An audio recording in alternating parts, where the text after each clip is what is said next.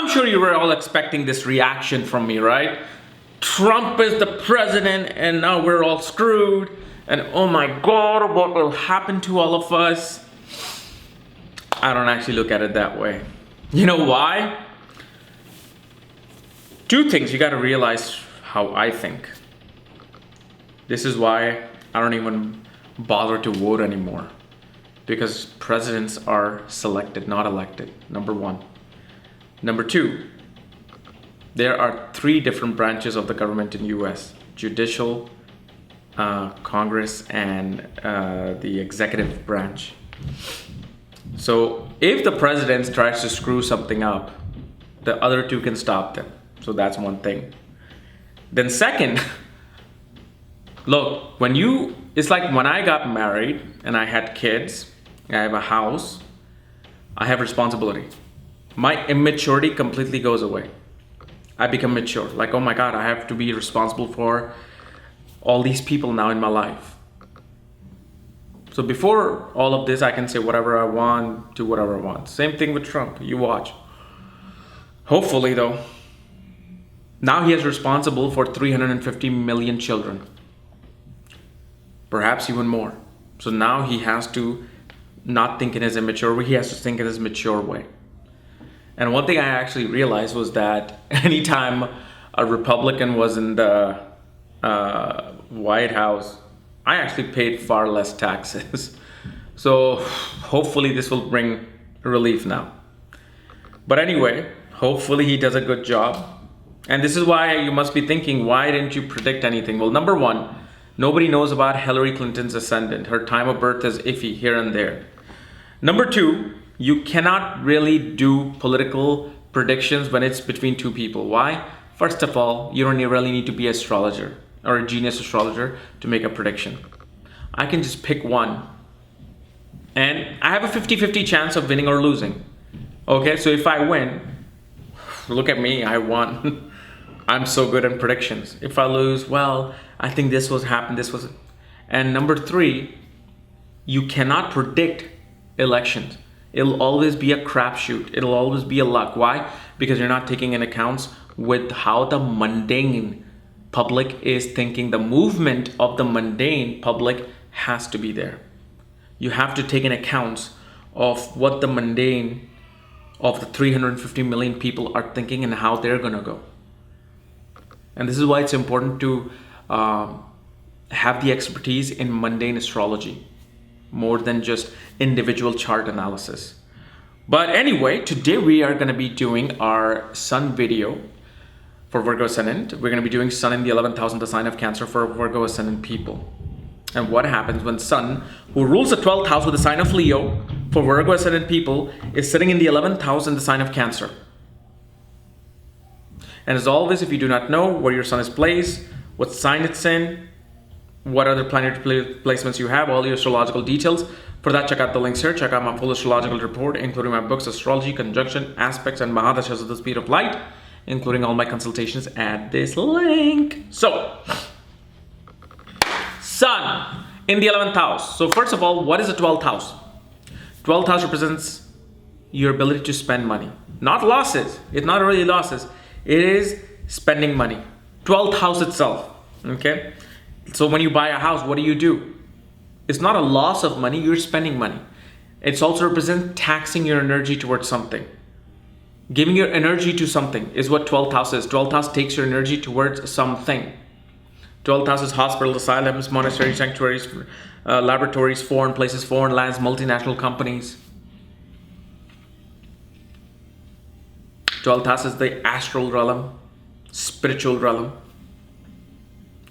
Then Lord of that sun is in the 11th house. 11th house is a very unique house. First of all is the Bhavad Bhavam of the 12th house. What do I mean by this? It is 12th from the 12th. It is actually the higher self of the 12th. And then 11th house is 6th from the 6th. Bhavad Bhavam of the 6th house. This is why 11th house represents large organizations, social welfare, social reform, non-profit organizations, achievements, recognition, awards, hopes, wishes, and desires. It's also your elder siblings. It's your father's younger siblings. So first of all, for Virgo ascendant, Sun ruling the 12th house tells us that these people are very humble naturally. Naturally, they don't try to show off their ego. Like, oh, look at me, I have so much knowledge. Look at me, I have so much wealth. Look at me, I have so much of, jewelries and diamonds or fancy cars. Why? Because they always fear of losing their ego and being embarrassed, being humiliated. Because when the planets are immature, when you're young, these people will actually show off and boost their ego. Like, oh, look at me, I have this and this, and then something will happen where their ego gets hurt, probably by the age of 12. And then what happens is they become more humble, because then that fear comes into play. That if I boost myself again, I'm going to lose whatever I have. So I'm not going to boost that anymore. And 12th house being the house of where you exert your energy, where you pay expenses, right? Pay something. So they don't want to pay that price of losing that ego. So that's number one thing. Now, 12th Lord being in the 11th house, being in Cancer. So look at this analysis. Sun is a very hot planet. It is a hot, warm, not warm, man, it's a scorching hot planet. It goes into the sign of Cancer. What is the sign of Cancer? Sign of Cancer is water.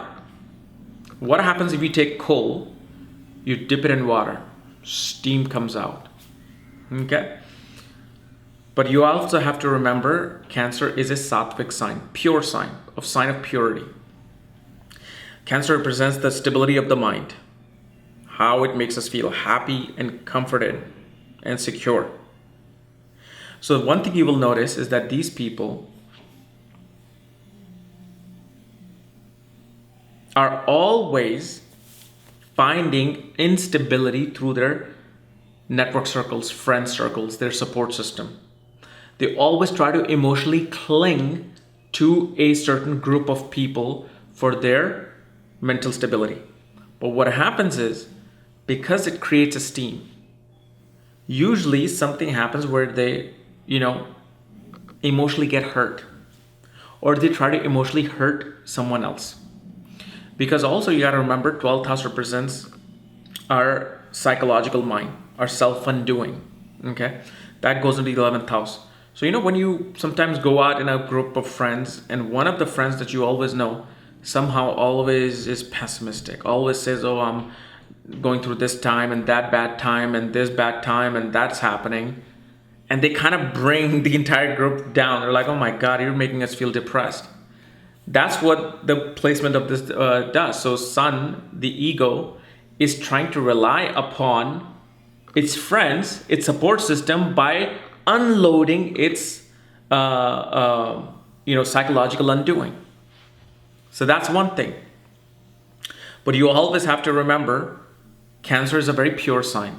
It's a sattvic sign. So Sun likes to be in the sign of Cancer. So now you will see this contradiction that I'm making, right? That, okay, you will dump all these psychological things on other people. You will get into steamy arguments because they weren't emotionally supporting you.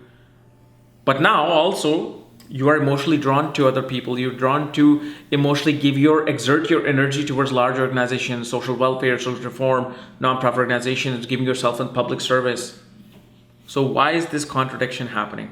Well, first of all, you have to realize that if Sun receives malefic impact of planets,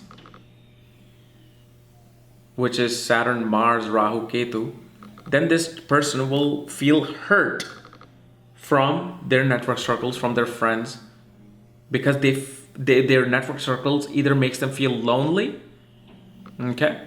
Because 12th house is a house of isolation, loneliness. So they feel this emotional loneliness with the people that they're with. Or they bring that loneliness and depression upon the other people that they know. So this is where this contradicting idea comes into play. So if there are positive aspects, if their Jupiter is there, Venus is aspecting the 11th house, this shows that emotionally, whenever you feel alone, depressed, you go to your friends so you can unwind yourself. And you get the support from them. But if they're malefic impacts, then what you do, you self-unload yourself so you can get that emotional support. And you always try to dump all your problems on your network circles, your people that you know professionally, or your support system, people always there to support you. So emotionally, there's this balance of this baggage that comes along. Now, if there's no malefic impact on Sun in the 11th house, then it actually becomes a place of neutrality, where you're always trying to find a support system for your emotional well-being. You sometimes find a good support, sometimes you don't. This also shows your elder sibling will get some foreign opportunity to go to foreign places. They may be involved in import-export business. Father is the type of person who always emotionally somehow gives his wealth and money away to his younger sibling or sibling in general, because Sun is the father. 9th house is the father. 11th house is third from the 9th house, which represents siblings of the father. So father, the Karaka, the significator of father, Sun, being the ruler of the 12th house, and then going into the 11th house shows, and 12th house is a house of charity too. Your father gives the charity to the siblings due to his emotional connection with them. This also shows you like to be around friends. You like to create circle of friends who are emotionally connected to the astral world. You like to be friends with people who are, do astral travel or in the psychic realm, or, people who are into meditation and occult or mysticism. Because even 12th house is mysticism, something which you do not know, but it exists outside of your 5-dimensional or your 5 senses. That's what, 12th house is. 8th house is occult mysticism, because you can't see. It is a very unpredictable house. It's a darkness. You don't want to go there. 12th house is something which is beyond the scope, beyond the ozone layer of this earth. So you really don't know what's happening up there. You may see it, but you don't really know. So all the 12th and 8th house energy is quite the same. And this is why being in the 11th house shows your gains, your desires and wishes is to emotionally connect with that upper world and somehow gain through it as well. So you may even find people who are doing these type of work to earn money. So that is one of the placements of this Sun.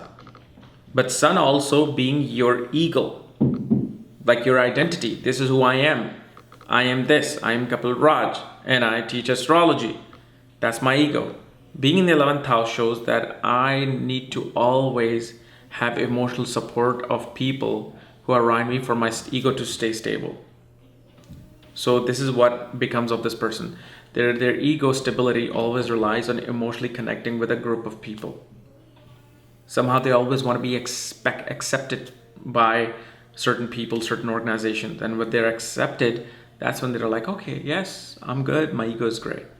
Okay, so that's what happened. So guys, this was my analysis of Sun in the 11th house for Virgo ascendant people. If you're new to my channel, subscribe below. Again, if you want to know where your Sun is placed, all your astrological details, my books, reports, and consultation for that, click here. Otherwise, we'll see you tomorrow with our conjunction video.